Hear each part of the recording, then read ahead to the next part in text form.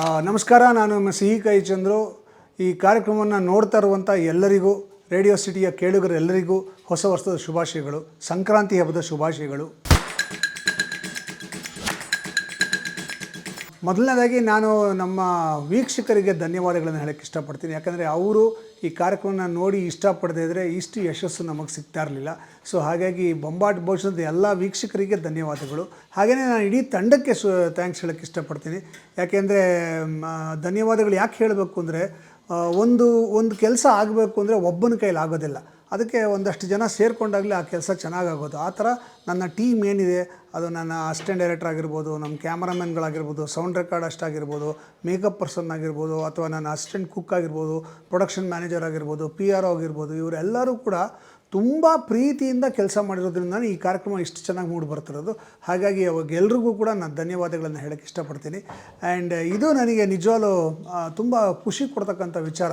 ಯಾಕೆಂದರೆ ಸೀಸನ್ 4 ಒಂದು ಕಡೆ ಆಗ್ತಿದ್ರೆ, ಇನ್ನೊಂದು ಕಡೆ ನಮ್ಮ ಕಾರ್ಯಕ್ರಮ ಶುರುವಾಗಿ 1000 ಎಪಿಸೋಡ್ ಆಗಿದೆ. ಒಂದು ಅಡುಗೆ ಕಾರ್ಯಕ್ರಮ ಅಂದರೆ ಇಷ್ಟೊಂದು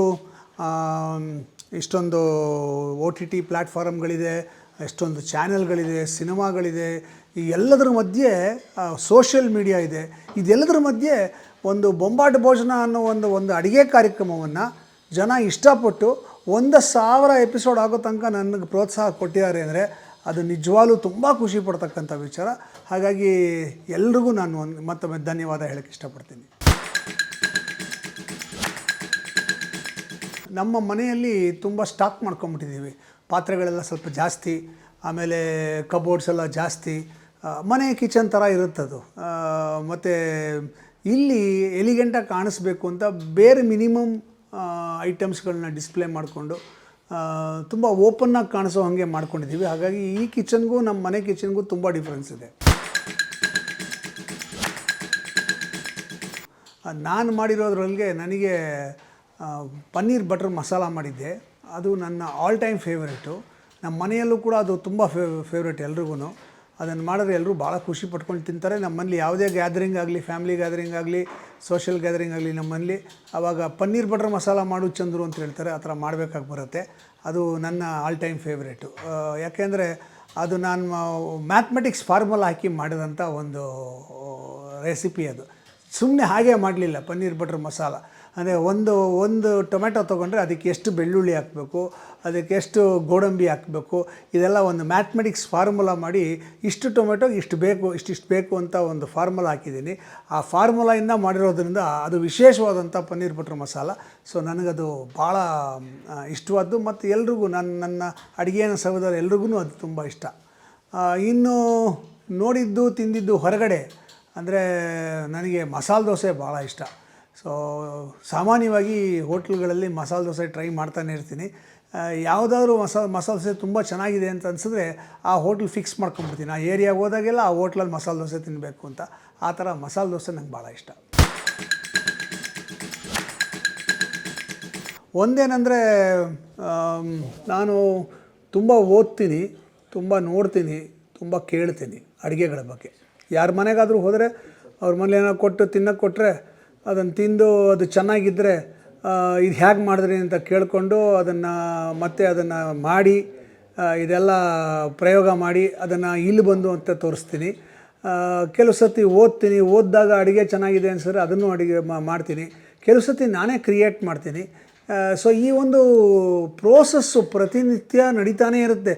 ದಿನದಲ್ಲಿ 3 ಗಂಟೆ ಮಲಗ್ತೀನಿ. ಮಿಕ್ಕಿದ 21 ಗಂಟೆನಲ್ಲಿ ತಲೆಯಲ್ಲಿ ಅಡುಗೆನೇ ಓಡ್ತಾ ಇರುತ್ತೆ, ಬೇರೆ ಏನೂ ಓಡ್ತಾನೆ ಇರಲ್ಲ. ಹಾಗಾಗಿ ಅದು ನಡೀತಾನೆ ಇರುತ್ತೆ. ಆ್ಯಂಡ್ ಪ್ರತಿಯೊಂದು ಅಡುಗೆನೂ ನಾನು ದಾಖಲೆ ಮಾಡ್ತೀನಿ. ಅಂದರೆ ಅದನ್ನು ಟೈಪ್ ಮಾಡ್ತೀನಿ, ಬರೆದಿಡ್ತೀನಿ, ಸೊ ದಟ್ ಮುಂದೆ ರೆಫರೆನ್ಸಿಗೆ ಬೇಕಾಗತ್ತೆ ಅಂತ. ಸೊ ಮಾಡೋದು, ಓದೋದು, ಬರೆಯೋದು ಇವೆಲ್ಲ ಮಾಡೋದ್ರಿಂದ ನನಗೆ ವೆರೈಟಿ ಆಫ್ ಅಡುಗೆಗಳು ಮಾಡೋಕ್ಕೆ ಸಾಧ್ಯ ಆಗಿದೆ. ನಾನು ಇಂಡಸ್ಟ್ರಿಗೆ ಬಂದಾಗ ಆ್ಯಕ್ಟ್ರ್ ಆಗಬೇಕು ಅಂತ ಬಂದೆ. ಆ್ಯಕ್ಚುಲಿ ಸಿನಿಮಾ ಹೀರೋ ಆಗಬೇಕು ಅಂತ ಬಂದೆ. ಆದರೆ ಅದು ಸಿನಿಮಾ ಹೀರೋ ಆಗೋಕ್ಕಾಗಲಿಲ್ಲ. ಸೊ ಕ್ಯಾರೆಕ್ಟರ್ ಆರ್ಟಿಸ್ಟ್ ಆದೆ, ಕಾಮಿಡಿ ಆರ್ಟಿಸ್ಟ್ ಆದೆ. ಬಟ್ ಅಷ್ಟಕ್ಕೆ ನನ್ನ ಹಸುವು ಇಂಗಲಿಲ್ಲ. ಸೊ ಬೇರೆ ಡಿಪಾರ್ಟ್ಮೆಂಟಲ್ಲೆಲ್ಲ ಕೆಲಸ ಮಾಡೋಕ್ಕೆ ಶುರು ಮಾಡಿದೆ. ಎಲ್ಲ ಥರ ಡಿಪಾರ್ಟ್ಮೆಂಟಲ್ಲೂ ಕೆಲಸ ಮಾಡಿದ್ದೀನಿ. ಅದು ಸೆಟ್ ಡಿಪಾರ್ಟ್ಮೆಂಟ್ ಆಗಿರ್ಬೋದು, ಎಡಿಟಿಂಗ್ ಆಗಿರ್ಬೋದು, ಕ್ಯಾಮ್ರಾ ವರ್ಕ್ ಆಗಿರ್ಬೋದು, ಲೈಟಿಂಗ್ ಆಗಿರ್ಬೋದು, ಎಲ್ಲ ಡಿಪಾರ್ಟ್ಮೆಂಟಲ್ಲೂ ಕೆಲಸ ಮಾಡಿರೋದ್ರಿಂದ ನನಗೆ ಸಂಪೂರ್ಣವಾಗಿ ಎಲ್ಲ ಡಿಪಾರ್ಟ್ಮೆಂಟ್ ಅನುಭವ ಇದೆ. ಅಂದರೆ ಒಬ್ಬನೇ ನಿಂತ್ಕೊಂಡು ಎಲ್ಲ ಕೆಲಸನೂ ಮಾಡಬಲ್ಲೆ ನಾನು. ಹಾಗಾಗಿ ನನಗೆ ಒಂದು ಟೀಮ್ ಕಟ್ಟಿದಾಗ ಆ ಟೀಮ್ನ ಕರೆಕ್ಟಾಗಿ ನಿಭಾಯಿಸ್ಕೊಂಡು ಹೋಗೋದು ಭಾಳ ಸುಲಭ. ಯಾಕೆಂದರೆ ಅವ್ರೇನು ತಪ್ಪು ಮಾಡಿದ್ರು ಗೈಡ್ ಮಾಡೋಕ್ಕೆ ನಾನು ಇದೀನಿ ಯಾವಾಗ್ಲೂ. ಮತ್ತು ಅವರು ನನಗೆ ವಿಷಯ ಗೊತ್ತಿದೆ ಅಂತ ಗೊತ್ತಿರುವಾಗ ಅವರು ತಪ್ಪು ಮಾಡೋಕ್ಕೂ ಹೋಗೋದಿಲ್ಲ. ಹಾಗಾಗಿ ಒಂದು ಒಳ್ಳೆ ಟೀಮ್ ಕಟ್ಟೋಕ್ಕೆ ಸಾಧ್ಯ ಆಗಿದೆ. ನನಗೆ ಎನರ್ಜಿ ಎಲ್ಲಿಂದ ಬರುತ್ತೆ ಅಂದರೆ ಅದು it is just A state of mind ಅಷ್ಟೇ. ನಾವು ಮಾಡಬೇಕು ಕೆಲಸ ಅಂತ ಮನಸ್ಸಿಗೆ ಬಂದುಬಿಟ್ರೆ ಯಾವುದು ಇಂಪಾರ್ಟೆಂಟ್ ಆಗೋಲ್ಲ, ಕೆಲಸ ಇಂಪಾರ್ಟೆಂಟ್ ಆಗುತ್ತೆ. ನಾನು ಹಾಗೆ ಯೋಚನೆ ಮಾಡೋದು. ಹಾಗಾಗಿ ನಾನು ಪ್ಯಾಕಪ್ ಅನ್ನೋ ತನಕ ಫುಲ್ ಎನರ್ಜಿಲಿ ಇರ್ತೀನಿ. ಪ್ಯಾಕಪ್ ಅಂದಮೇಲೆ ಸಾಕು ಮಲ್ಕೋತೀನಿ ಅಂದ್ಬಿಟ್ಟು ಅದು ಸುಸ್ತಾಗ್ಬಿಡುತ್ತೆ ಅಂತೆಲ್ಲ ಅಲ್ಲಿ ಶುರು ಮಾಡ್ತೀನಿ. ಪ್ಯಾಕಪ್ ಆಗೋ ತನಕ ಯಾವತ್ತೂ ಎನರ್ಜಿ ಕಡಿಮೆ ಮಾಡ್ಕೊಳ್ಳೋಲ್ಲ. ನನ್ನ ತಂಡದಲ್ಲಿ 4 ಜನ ಕ್ಯಾಮ್ರಾಮನ್ಗಳಿದ್ದಾರೆ. ಆಮೇಲೆ ಒಂದು 3 ಜನ ಅಸಿಸ್ಟೆಂಟ್ ಕ್ಯಾಮ್ರಾಮನ್ಗಳಿದ್ದಾರೆ. ಆಮೇಲೆ ನನಗೆ ಒಬ್ಬ ಅಸಿಸ್ಟೆಂಟ್ ಕುಕ್ ಇದ್ದಾನೆ. ಪಾಪ ಅವನೇ ಎಲ್ಲ ಗಿಚ್ಚೋದೆಲ್ಲ ಅವನೇ ಮಾಡ್ತಾನೆ. ನಾನು ಆನ್ ಶಾಟ್ ಹೆಚ್ಚೋದಿಲ್ಲ, ಟೈಮ್ ವೇಸ್ಟ್ ಆಗುತ್ತೆ, ಅದು ಎಪಿಸೋಡಿನ ವೇಸ್ಟ್ ಟೈಮ್ ಅದು ಅಂತ. ಸೊ ಎಲ್ಲ ಹೆಚ್ಚಿಟ್ಟಿರಬೇಕು. ಆ ಹೆಚ್ಚೋ ಕೆಲಸ ಮತ್ತು ಎಲ್ಲ ಅಡುಗೆಗೆ ಏನು ಬೇಕೋ ಅದನ್ನೆಲ್ಲ ಕಪ್ಗಳಿಗೆ ಹಾಕಿ ರೆಡಿ ಮಾಡೋ ಕೆಲಸ ಅಸಿಸ್ಟೆಂಟ್ ಕುಕ್ ಮಾಡ್ತಾನೆ. ಒಬ್ಬ ಒಳ್ಳೆ ಪ್ರೊಡಕ್ಷನ್ ಮ್ಯಾನೇಜರ್ ಇದ್ದಾನೆ, ಕಿರಣ್ ಅಂತ. ಅವನು ಎಲ್ಲವನ್ನೂ ಕರೆಕ್ಟಾಗಿ ಆರ್ಗನೈಸ್ ಮಾಡ್ತಾನೆ. ಒಬ್ಬ PRO ಇದ್ದಾನೆ, ಅವನು ಆಶೀಶ್ ಅಂತ. ಅವನು ಹೊರಗಡೆಗೆ ನಮ್ಮ ಕಾರ್ಯಕ್ರಮದ ಬಗ್ಗೆ ಒಳ್ಳೆಯ ಅಭಿಪ್ರಾಯ ಬರೋದಕ್ಕೆ ಏನೇನು ಮಾಡಬೇಕು, ಇಲ್ಲಿ ಬರ್ತಕ್ಕಂಥ ಗೆಸ್ಟ್ಗಳನ್ನು ಹೇಗೆ ನೋಡ್ಕೋಬೇಕು ಅದನ್ನೆಲ್ಲ ಅವನು ನೋಡ್ಕೋತಾನೆ. ಆ್ಯಂಡ್ ಸೌಂಡ್ ರೆಕಾರ್ಡಿಸ್ಟ್ ಇದ್ದಾನೆ ಪ್ರಕಾಶ್ ಅಂತ, ಅವನು ಅದ್ಭುತವಾದ ಸೌಂಡ್ ಮಾಡ್ತಾನೆ. ಮತ್ತು ಇಲ್ಲಿ ನನಗೆ ಅಸಿಸ್ಟೆಂಟ್ಸ್ ಆಗಿ ಅಂದರೆ ಡೈರೆಕ್ಷನ್ ಡಿಪಾರ್ಟ್ಮೆಂಟಲ್ಲಿ ಮನು ಅಂತ ಇದ್ದಾನೆ, ಅವನು ತುಂಬ ಚೆನ್ನಾಗಿ ಕೆಲಸ ಮಾಡ್ತಾನೆ. ಮತ್ತು ಇಡೀ ಸೆಟ್ಟನ್ನು ಕ್ಲೀನಾಗಿ ಇಟ್ಕೊಳ್ಳೋದಕ್ಕೆ ಮತ್ತು ಊಟ ತಿಂಡಿ ಸರಬರಾಜು ಮಾಡೋದಕ್ಕೆ ಅಸಿಸ್ಟೆಂಟ್ಗಳಿದ್ದಾರೆ. ನಾರಾಯಣ ಸ್ವಾಮಿ, ಆಮೇಲೆ ನಮ್ಮ ರಾಕೇಶು, ಇವರೆಲ್ಲರೂ ಅವರವ್ರ ಕೆಲಸವನ್ನು ಭಾಳ ಅಚ್ಚುಕಟ್ಟಾಗೆ ಮಾಡ್ಕೊಂಡು ಹೋಗ್ತಾರೆ. ಎಲ್ಲರೂ ಅಷ್ಟೇ. ನಮ್ಮ ಅಸಿಸ್ಟೆಂಟ್ ಕುಕ್ ಸ್ವಾಮಿ ಆಗ್ಬೋದು, ನಮ್ಮ ಕ್ಯಾಮ್ರಾಮನ್ ಕುಮಾರ್ ಆಗ್ಬೋದು, ಅಥವಾ ಧರ್ಮೇಶ್ ಆಗ್ಬೋದು, ದೀಪು ಆಗ್ಬೋದು, ಪ್ರವೀಣ್ ಆಗ್ಬೋದು, ಇವರೆಲ್ಲರೂ ಅವ್ರವ್ರ ಕೆಲಸವನ್ನು ಭಾಳ ಅಚ್ಚುಕಟ್ಟಾಗಿ ಮಾಡ್ತಾರೆ.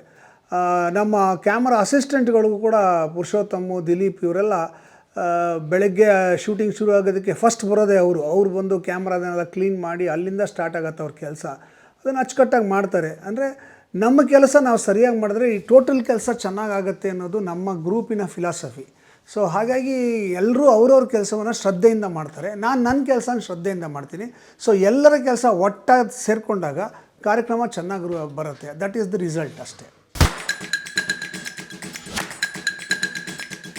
ಈ ಸಲ ಆ್ಯಕ್ಚುಲಿ ನಮ್ಮ ಕಾರ್ಯಕ್ರಮದ ಅಭಿಮಾನಿಗಳು ತುಂಬ ಜನ ಪತ್ರ ಬರೀತಾರೆ, ನಾನು ನಿಮ್ಮ ಕಾರ್ಯಕ್ರಮಕ್ಕೆ ಬರಬೇಕು, ಅಡುಗೆ ಮಾಡಬೇಕು, ನಮ್ಮ ಅಡುಗೆ ನೀವು ಟೇಸ್ಟ್ ಮಾಡಬೇಕು ಅಂತ. ಸೊ ನಾನು ಈ ಸಲ ಆ ಒಂದು ವಿಭಾಗವನ್ನು ಜಾಸ್ತಿ ಮಾಡಿದ್ದೀನಿ.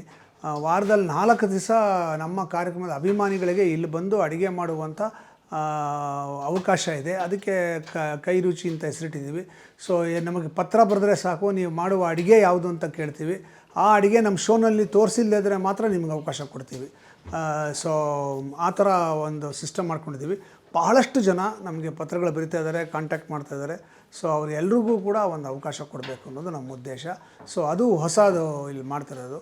ಅದ್ರ ಜೊತೆಗೆ ಡಿಟಾಕ್ಸ್ ಮಂತ್ರ ಕೊಡ್ತಾಯಿದ್ದೀನಿ. ಡಿಟಾಕ್ಸ್ ಮಂತ್ರ ಅಂದರೆ ಮನಸ್ಸನ್ನು ಮತ್ತು ದೇಹವನ್ನು ಡಿಟಾಕ್ಸ್ ಮಾಡ್ಕೊಳ್ಳೋದು, ಅದು ಶಾಂತ ಮಾಡ್ಕೊಳ್ಳೋದು ಹೇಗೆ ಅನ್ನೋದಕ್ಕೆ ಒಂದಷ್ಟು ಟಿಪ್ಗಳನ್ನು ಕೊಡ್ತೀನಿ. ಆ ಟಿಪ್ಗಳು ತುಂಬ ಉಪಯುಕ್ತವಾಗಿರುತ್ತೆ. ಅದೊಂದು ನಡೀತಾ ಇದೆ. ಜೊತೆಗೆ ನಮ್ಮ ಇತಿಹಾಸ ಅಂತ ಸ್ಟಾರ್ಟ್ ಮಾಡಬೇಕು ಅಂತಿದ್ದೀನಿ. ನಮ್ಮ ಇತಿಹಾಸ ಬಂದು ನಮ್ಮ ಧರ್ಮೇಂದ್ರ ಸರ್ ಅವ್ರನ್ನ ಇಟ್ಕೊಂಡು ಮಾಡಬೇಕು ಅಂತ. ಅವರು ಕರ್ನಾಟಕದ ಇತಿಹಾಸವನ್ನು ಭಾಳ ಚೆನ್ನಾಗಿ ಹೇಳ್ತಾರೆ. ಆ ಥರದ್ದು ಪ್ರತಿದಿನ ನಮ್ಮ ಕರ್ನಾಟಕದ ಒಂದು ಇತಿಹಾಸದ ಒಂದು ತುಣುಕನ್ನು ಅವ್ರು ಹೇಳಬೇಕು ಅನ್ನೋದು ನನ್ನ ಆಸೆ. ಸೊ ಅವ್ರನ್ನ ಸಂಪರ್ಕ ಮಾಡ್ತಾಯಿದ್ದೀನಿ. ಅವ್ರ ಡೇಟ್ ಸಿಕ್ಕಿದ ತಕ್ಷಣ ಅದನ್ನು ಮಾಡೋಕ್ಕೆ ಶುರು ಮಾಡ್ತೀನಿ. ಸೊ ಹೀಗೆ ಬರೀ ಹೊಟ್ಟೆಗೆ ಮಾತ್ರ ಆಹಾರ ಅಲ್ಲ, ಹೊಟ್ಟೆಗೂ ಬುದ್ಧಿಗೂ ಆಹಾರವನ್ನು ಕೊಡೋದು ನಮ್ಮ ಬೊಂಬಾಟ್ ಭೂಷಣದ ಧ್ಯೇಯ. ನಮ್ಮ ಕಾರ್ಯಕ್ರಮದ ಬೆನ್ನೆಲುಬು ಅಂದರೆ ಡಾಕ್ಟರ್ ಗೌರಿ ಸುಬ್ರಹ್ಮಣ್ಯ ಅವರು. ಅವರೊಂಥರ ಜ್ಞಾನ ಭಂಡಾರ ಇದ್ದಂಗೆ. ಯಾವ ಪದಾರ್ಥದಲ್ಲಿ ಏನು ಆರೋಗ್ಯಕರವಾದಂಥ ಅಂಶ ಇದೆ ಅನ್ನೋದನ್ನು ಭಾಳ ಚೆನ್ನಾಗಿ ಅವರು ನೆನಪಿಟ್ಕೊಂಡಿರ್ತಾರೆ, ಹೇಳ್ತಾರೆ. ಮತ್ತು ಅವ್ರು ಹೇಳುವ ಎಷ್ಟೋ ಮನೆಮದ್ದುಗಳು ಭಾಳ ಚೆನ್ನಾಗಿ ಕೆಲಸ ಮಾಡುತ್ತೆ. ನಾನೇ ಅದಕ್ಕೆ ಉದಾಹರಣೆ ಆಗಿದ್ದೀನಿ. ನನಗೆ ಸಮಸ್ಯೆ ಬಂದಾಗ ಅವರು ಒಂದು ಮದ್ದು ಮಾಡಿಕೊಟ್ರು. ಅದು ಭಾಳ ಬೇಗ ನನಗೆ ಕ್ಯೂರ್ ಆಯಿತು. ಆಶ್ಚರ್ಯಕರ ರೀತಿಯಲ್ಲಿ ಕ್ಯೂರ್ ಆಯಿತು. ಆ ಥರ ಅವರ ಅವರ ಅವರ ಒಂದು ಜ್ಞಾನ ಇದೆಯಲ್ಲ ಅದು ನಮ್ಮೆಲ್ರಿಗೂ ದಾರಿ ಎರೀತಾ ಇದ್ದಾರೆ ಅವರು. ಸೊ ನಮ್ಮ ಕಾರ್ಯಕ್ರಮವನ್ನು ನೋಡುವ ವೀಕ್ಷಕರು 100ಕ್ಕೆ 80ರಿಂದ 90% ಗೌರಿ ಅಮ್ಮನಿಗೋಸ್ಕರ ನೋಡ್ತಾರೆ ಕಾರ್ಯಕ್ರಮನ. ಅಷ್ಟು ಅವರು ಆಕರ್ಷಣೀಯವಾದಂಥ ವಿಭಾಗ ಅವ್ರದ್ದು.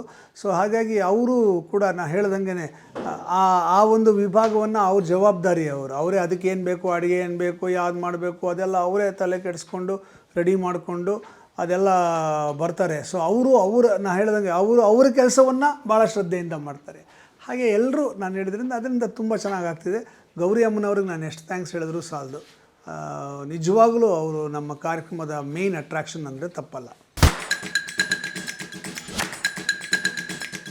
ನನ್ನ ಬಗ್ಗೆ ಸೀಕ್ರೆಟ್ ರೆಸಿಪೀಸ್ ಅಂತಿಲ್ಲ, ಬಟ್ ಸೀಕ್ರೆಟ್ ಒಂದೇನೆಂದರೆ ನಂಗೆ ತರಕಾರಿ ಹೆಚ್ಚಕ್ಕೆ ಬರೋದಿಲ್ಲ. ಅದು ಸತ್ಯನೋ ಸುಳ್ಳು ಅಂತ ನೀವು ಗೌರಿ ಅಮ್ಮನ ಕೇಳಿದ್ರೆ ಗೊತ್ತಾಗ್ಬಿಡುತ್ತೆ.